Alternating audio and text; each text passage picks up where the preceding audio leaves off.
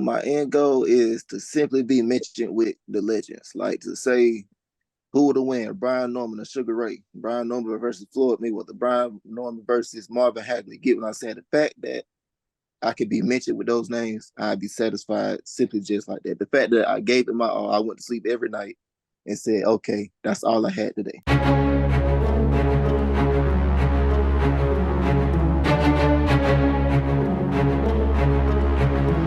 Welcome to the Ring with the Parlay with your hosts, Kendall Gill and TLO, where they duke it out over the current events of the sweet science. Moderated by Mindy Bryant, with correspondent Alex Correa of the Squared Circle Report. Sponsored by 6040. What's up, guys? Welcome into the Parlay alongside 15-year NBA veteran Kendall Gill in the building. We are here with another episode with you guys with a special guest we're going to introduce here in 1 second, but we want to remind you guys to subscribe to our YouTube. The description's in there, in the links, all that description box. Hit the notification bell. Like that, you can check out what's going on. We have episodes weekly, and we're talking boxing all the time. We're here, TLO and KG. We got a special guest in the building, KG. First of all, KG, you good? Everything good? I saw you traveling with your son this weekend. Oh man, yeah, bro. I've been it's a whirlwind tour, man. We went out to California, Palo Alto, California to visit Stanford, and then came back in. And it's just been a wild weekend, man. I'm trying to get myself back together, but I will. All good. You've been in the gym too, right? So I seen a little clip of you in the gym last week. Yeah, I've been in the gym a little bit. I watched a few Brian Norman highlights. I was like, I went in the gym and tried to, pretend like I was him. Throw that check throws and all that. Sounds good to me. I keep procrastinating myself. I'm not going to talk about that though. Just kudos to you and Brian. But we do have a special guest in the building today. We have Brian Norman Jr., welterweight from fighting out of Georgia. And he's 25-0 with a no decision. I thought it was a no contest, but it was a no decision. We're going to get into that here in just 1 second. But, Brian, we are appreciative, and we thank you for your time and being on the parlay, my guy. I appreciate y'all, man. Awesome, man. Well, let's get started, man, right away. Obviously, you're in the welterweight division. It's a division that it's still stacked. We know that you're making a name for yourself, and you were up. You're on the rise there. Your last battle, which unfortunate what happened in round 3. Of course, we all know, due to the elbow, right? Basically, it was an elbow to the eye. Yeah. First of all, we just want to ask you, what happened in that third round? How'd you feel when it happened, and then were you surprised at the decision to stop the fight? No, actually, I was cool. I didn't even know I was cut for real. Until they started checking him out for his cuts and stuff like that. So I was in the corner. I felt something leaking, so I just touched my face. Now I thought it was just a little bit of blood. I seen pictures. I seen a picture later. I was over there leaking. I didn't even know it, but actually I felt good myself. I thought the fight could have kept going. But I guess they said they didn't want to continue, so they stopped it. Boca Chica was a tough fight. You guys were right there toe to toe with each other. And it was interesting. Your fighting style is not that it's unique, but you have a really good way of defending yourself. And your jab was flying, it was flowing. But you really it was a competitive fight. How did you feel about Boca Chica in that fight as well? I think it was a very good fight. He definitely not a slouch. I think he's young too as well. I think only 2 years older than me. I think he's 25 years old. So, I feel like he has the capability to be a great fighter as well. So I feel like me and him being in the ring together was a great experience. I needed that experience for a fact. Yeah, Brian, that being said, that was a tough fight for you, but I also watched, the Perez Campos fight as well. Who is the and that seemed like that guy was going toe to toe with you for a while, throwing big shots and everything at you. You defended well, but my question is for me, because I watched a handful of your fights. Who's the toughest opponent you faced so far? I have to say Boca Chica, even though it was 3 rounds. You see how competitive it was the whole time. So I'm gonna say my last fight. Okay. Yeah. You know, And then with the Perez fight, believe it or not, I wasn't even able to beat me for real. I only had one hand in that fight. I only had my left hand. If you seen it, Oh, I was throwing a whole bunch of jabs and left hooks the whole fight. I threw one big right hand, I think the second or third round. I heard it and I put it right back in the holster, just going back with the left again. I see. And I was going to ask you about the Perez fight, and I was going to go to that one-handed fight that you had. We do know that, you know, you were using one hand there, and you kind of talked about it. But can you dive a little more? Like, you know, what was your mindset? I've heard many stories of boxers getting injured on one hand and having to continue. I mean, showing the heart of a freaking champion is crazy. But how was that experience for you fighting with one hand? I mean, what were you thinking? I mean, my whole pro career only had 2 fights so far. My last 2, Boca Chica and November 16th with I forgot Quentin Randall. Those are the only 2 fights where I had both of my hands. For the first like 17 or 18 fights, I didn't have a left hand at all. So I was just going right hand crazy, just trying to knock everybody out as fast as possible, so they wouldn't even notice. And then as soon as I got the surgery done for my left hand, I got back to sparring again, punched somebody in the forehead, messed up my right hand. So exactly. So the Perez fight and my first fight with Top Rank Korea, only had one hand on those 2 fights also. So I had just straight left hand crazy. That's all I could do. So I'm really used to it at this point of being handicapped, I guess you would say. So now that being said, you know, this is you are 25 and 0, and you're not. It's not like you're 9-0, 10-0. You kind of, you know, down the road a little bit. You've had a lot of experience. So, what would you do if you were to give any advice to a younger fighter? What would you do to protect your hands? If you're starting to have, like, you know, sometimes injuring your hands in these fights and in sparring? I say the main thing is don't be trying to break through everything you punch. Like every punch ain't got to be trying to, you know, like when you hit the bag or whatever. Also wear bigger gloves. I used to hit the bag in like 10s and 12s and stuff like that. It beat your hands down, especially if you hit hard. So I say go to 16s, and now I do 20s. So main thing to protect your hands, stay consistent, make sure you wrap them right, make sure you ice them every day. But like I said, the main thing is staying consistent with that though. Okay.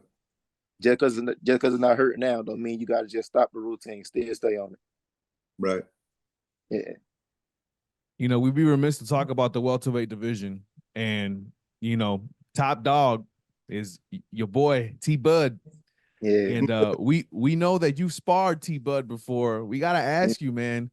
He's considered top pound for pound in the world. I'm not gonna ask you if that's what you believe, but I want to ask you, how was sparring with T Bud? It was a very great experience. We only did 3 rounds though. It was 4 minutes, but we only did 3 rounds. But it was a very great experience. He had some other guys he was working with also, so to being able to see firsthand and looking on the outside with him with other guys. So, and also looking at him in the ring doing his thing too. It's like, okay, I was in the ring with that. I was in the ring with greatness, pretty much. You get what I'm saying? So. Everything about that whole experience is wonderful. Yeah, that being said, Brian, like, you know, like I said, I've watched several of your fights, and I'd like to know where do you get your style from? Do you consider yourself like a boxer puncher, or you know, I love the way that you use your jab. I think you got a world-class jab, and also I love the way you can hook off your jab or a check hook and things like that. You know, I see a mixture of a lot of good fighters in you. Where do you think you got your style from, and who would you compare it to? Literally what you just said. I love watching old school boxing. So you know how you try to take, okay, I like the way James Toney can roll his punch off and throw the right hand. I like the way Floyd Mayweather with a jab to the body. I like the way Muhammad Ali like to move. You get what I'm saying? I love the way Mike Tyson roll and throw the left hook. It's I just been a boxing historian since forever. So, and I'm real good at imitating styles. So what I did is I just grabbed all these great fighters.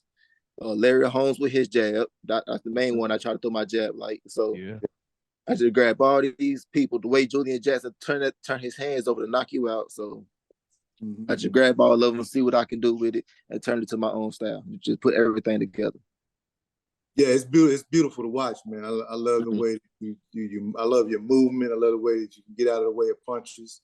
Love the way that you switch up speed on your jab, and I specifically because I love throwing check hooks as well. Yeah. I love the way you throw your check hook and you spin off, and you get out of the way. So, kudos to you, man. You're perfecting your style. I appreciate you, man. Appreciate you. Got to be consistent every day. That's the main goal. You go. Yeah, you do have a nice style, Brian. And another when we talk about the welterweight division, we talked about T-Bud. Obviously, we obviously know he ranked #1, pound for pound, all that stuff. But what do you see your journey looking like climbing the ranks in the welterweight division? Do you want to fight guys like Virgil Ortiz? If Errol comes back, T-Bud at some point if he stays there. Darren Enos, do you see yourself fighting these guys anytime soon, or is that something that you're looking for, or moving up in weight? What's it look like for you? So my main thing is I am a very big risk taker. So I want to get to the belts. Whatever take me to get to the belts or whatever, I want to be undisputed. So whatever crazy fight I need to take right now to get to that belt, I'm going to do that. Whoever else got to end in the other belt, I'm going to take that fight as well. So I'm just trying to get all the belts. That's all I care about. Are you looking? I'm sorry, KG. I was gonna ask one more thing quick. Are you looking for a rematch with Boca Chica? Maybe is that in the works potentially? I definitely want that rematch, but both teams got to agree to that, and I don't know if that might happen or not. Okay. Yeah, that being said, since you said that Boca Chica's team may not take it, you are a big risk for people. A lot of people, Yep. so it may. Yep. Do you think it'll be difficult for you to get those fights, seeing that you are a big risk for people at this point? I think with some of the people who still trying to come up, yes, but like for the people who are set as the top guys, I feel like those guys will still fight me. Get what I'm saying? So like, of course not the Terrence Crawford, because he finna be on his way out in a minute. He not looking for a come up fight. He looking for paychecks right now. Like, the people who fall right under him, I feel like they're still fighting. So, okay. Yeah, the fights that really matter, I think that can still happen. And then you got Mario Barrios. We never contacted him or anything, but we know for a fact he ain't no punk or nothing like that. So, yeah.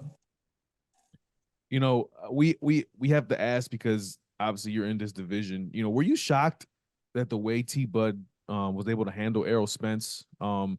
I know I'm sure you've gotten this question 50 billion times, but really, in your division, me and KG were just like the boxing community, just like, what is going on? This was supposed to be at least this bad of a discrepancy, in separation of talent. What do you feel happened in that fight? Man, hold up. I just want to say it hurt my whole spirit. Because, Spence, he from the South Side. You get what I'm saying? Like, I love his whole mentality behind it. I'm just finna straight walk you down and just beat you up and kick. Like, forget all this extra flashy stuff. He not flashy at all. He is very technical. That's it. Straight 1-2. He is a very up and down fighter. So his main thing is I'm finna walk you down and just tear you up, and that's it. So I love that style. So he was my favorite fighter at the time.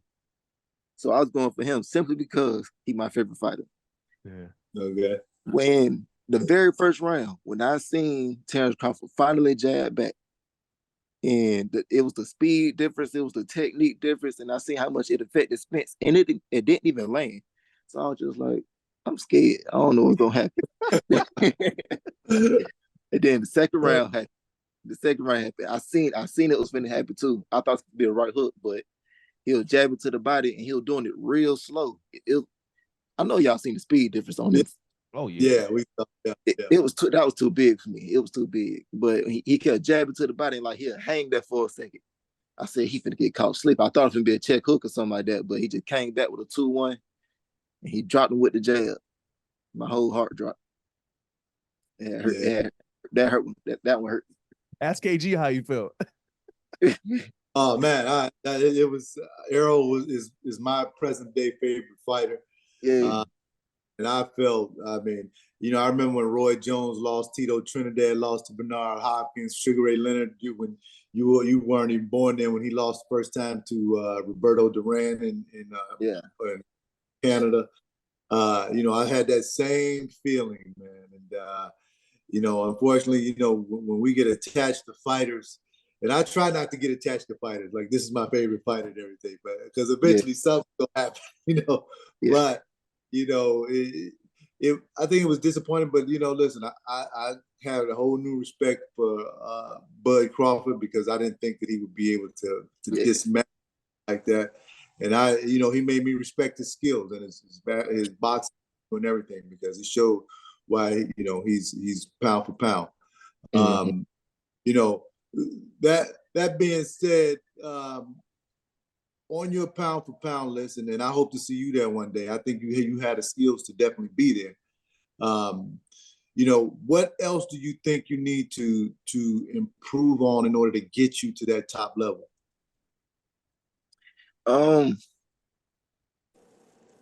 The main thing is right now, I still haven't even been myself in a real deal, the pro ring just yet. Right. Because it was just me being stupid type stuff. Like, before I told you about my hands, my last 2 fights or whatever, the first one, I got no excuses at all for that one. For this one, the only thing is that was a real good fight. So I really can't complain on that. But I really didn't have my legs that much because, I was running to make weight the whole last week and stuff like that. So I started cutting weight too late. That's all it was. Yeah. So even still, this was gonna be my best performance even without my legs. Can you see the fight was starting to pick up? But I said the only thing I got to improve on is just being more consistent, as in the same thing in the gym, in the ring, also in a real fight. Good, interesting. Yeah. So we got some questions for you. We're gonna start this segment off with you, Brian. We've never done this before, but we're gonna ask you some fireball questions real quick from the parlay here. First question is: do you think Devin Haney and Ryan Garcia fight is happening on April 20th? I'm gonna say yeah. I'm gonna say yeah, just because I know people want to make their money, so I'm gonna say that it is gonna happen. Okay. All right. Second question is: are you watching Jake Paul versus Tyson? Most definitely. It's Mike Tyson in the ring. I don't care. I gotta watch Tyson. Him and Roy Jones, my favorite fighters. This isn't a real fight, is it? This is. I think they said right? It is. Like, is it a real deal pro fight? Like going on a record, or is it exhibition? No. We know it's an exhibition. To my understanding, but I'm asking you: do you think it's going to be real action? Or I believe so. Yeah. I think Jake Paul gonna try to fight him for real, just because Mike Tyson old now, and he can say I beat Mike Tyson if he can. Yeah. I agree with you on that. Yeah. I don't know. There was a report that Tyson had a cane at a UFC match a couple months ago. He was walking with a cane. Did y'all see that? I did not see that. I saw it. Interesting. Who y'all think go win? Old Mike or Jake Paul? Hey, Brian, you know as well as I do that I can see the holes in Jake Paul's game and everything. I know he's been fighting for 3 years and everything, but Mike Tyson still Mike Tyson. And if Mike takes this half serious, he's gonna hurt Jake Paul, simply because one, he's gonna throw the combinations necessary to get to Jake Paul. And let's not forget, Jake Paul fights, even though he walks around at 215, something like that, he's still a cruiserweight. And Mike Tyson is a freaking real heavyweight. You know? And I think when Mike Tyson touch him, he's gonna be like, oh shoot, I might have got myself into something I can't get out of. Now I think Jake Paul gonna try and fight Mike for real, because he got to protect himself. But I think if Mike is serious about his training, even at 57 years old, he gonna knock Jake Paul out. Now I want to agree with you real bad. Now the main thing is, if he take it out to my like serious like he was back in '87 and stuff like that. If he take it that serious, I give it to him. But my only thing is the man 89 years old. So so the young man energy alone could beat him. Like, you know, as far as not being, of course, Jake Paul got a whole lot of holes in this game, but yeah, you got a young guy versus 89-year-old, 100-year-old. So at the same time, I want Mike Tyson to win, of course, though. Yeah, you know what? I had that question too, but the thing is, if Mike can make it through 8 rounds, because I think that's the thing about his conditioning. Can he get through 8 rounds at 50? So, you know, we'll see. So I do have some of the same questions you have, but I just believe, you know, I think Mike gonna take it seriously because he can't let a YouTuber beat him. that is the main thing. Well, our last fireball question for you, Brian, is going to be: are you happy that Anthony knocked the living lights out of Ngannou this weekend for boxing, or was it just a formality? How'd you feel about the knockout as a boxer? I don't really care about the boxing versus MMA, UFC stuff for real. I just feel like they both, it's just, you know, fighting sports, you know what I'm saying? Why you can't enjoy both of them? You feel me? So I really didn't care about the knockout as far as that. I was just shocked that it happened in the fashion that it happened. Because of course Anthony Joshua better than Francis, but at the same time, that's a big boy. You get what I'm saying? He's just solid. And then also, even with that, when I seen the knockout, they was the same size, pretty much. So I didn't even know Joshua was that big. Yeah, that's true. So they both just big boys. Yeah, it was a crazy scene. If the Saudis ever ask you to fight over there, you going? Yes, I am definitely. Man, they making a splash out there, man. It is insane. I buy my own ticket. I don't care. I go. You know, we talked about, you know, we'll wrap up here in a bit here, Brian. We talked about a little bit, you know, your career and so forth, and kind of what you've recently gone to, and we kind of a little bit talked about your future. But really, we want to know, like, what's your end goal in the sport? What do you want to do? Is it undisputed? Do you want to be in multiple weight class, and get championships that way, in different belts that way too? What's your end goal for your career? My end goal is to simply be mentioned with the legends, like to say, who would have win? Brian Norman or Sugar Ray? Brian Norman versus Floyd Mayweather. Brian Norman versus Marvin Hagler. Get what I'm saying? The fact that I could be mentioned with those names, I'd be satisfied simply just like that. The fact that I gave it my all, I went to sleep every night and said, okay, that's all I had today. Get what I'm saying? I gave everything I got. And at the end of my career, I could say, I am with the legends now. I'm right here next to them. I am mentioned with them. Get what I'm saying? So we think about, you see how I keep thinking up James, Tony, and all of this. Now, a few generations later, people mentioning my name saying, I want to fight like Brian Norman. You get what I'm saying? Yeah. So that's my big goal. That's good. Hey, so Brian, I always ask every fighter that we have on the show, I always ask what their training regimen is, because I'm interested to know how you train. You know, what's a training day like for Brian Norman?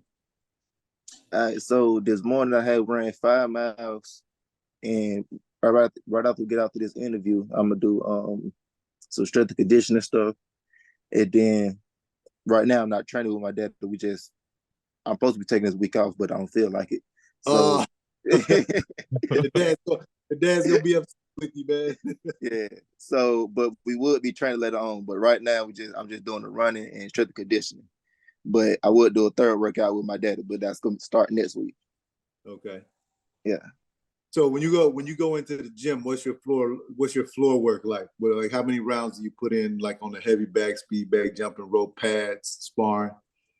So I don't really do rounds. I just go by time. I just go straight through it. So I do 20 minutes on the jump rope, 20 minutes on shadow boxing, and then probably an hour. I'm gonna say an hour of pad work with my daddy and stuff like that, and then just start doing the cool down stuff, so like just abs and all that kind of stuff. Man, that's you in the gym for a little while, man. Oh, my bad. And then about like 30 minutes on the heavy bag too. Yeah. 30 minutes bag, okay. You don't know no speed bag? I'm trying to get one. I want to add that to my cool down stuff, but I gotta hit Everlast up. Okay. And when you're getting ready for a fight, how many days a week do you spar?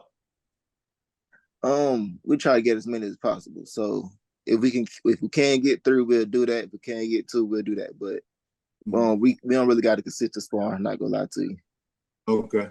Yeah. But I would like to have 3 sparring days a week.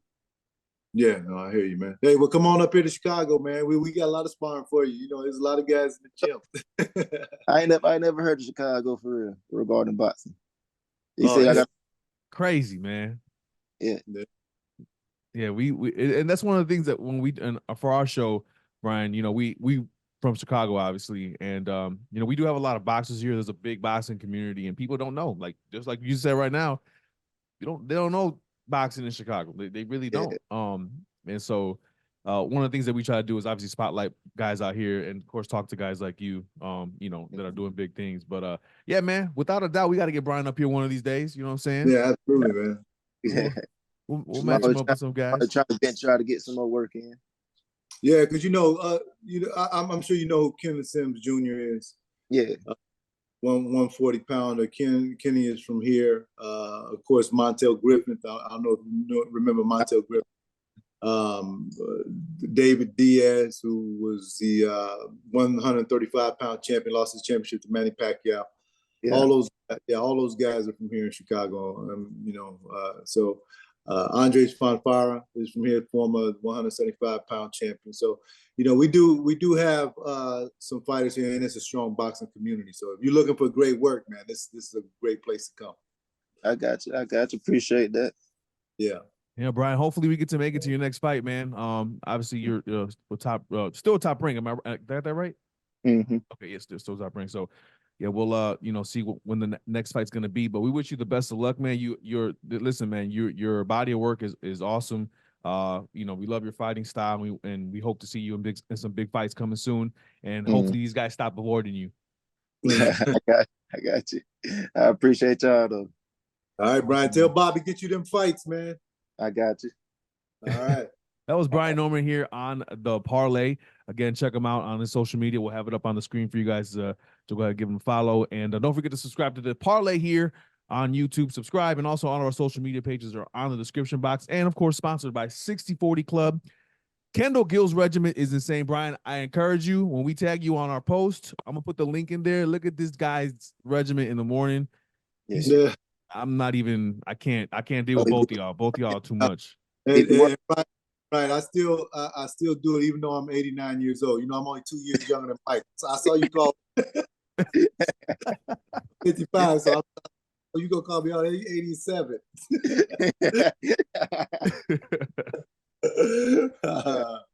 All right, this is the parlay.